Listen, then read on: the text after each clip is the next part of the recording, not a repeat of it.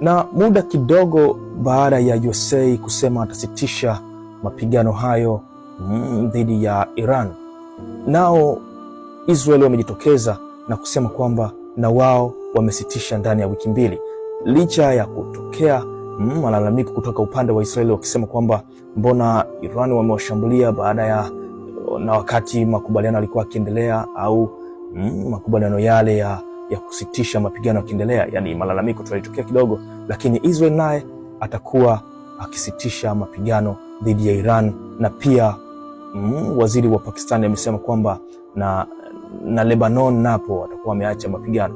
Kwa hiyo Israel ataacha vita kwa muda huu wa wiki mbili, ataacha vita kupambana na Iran na ataacha pia vita kupambana na Lebanon.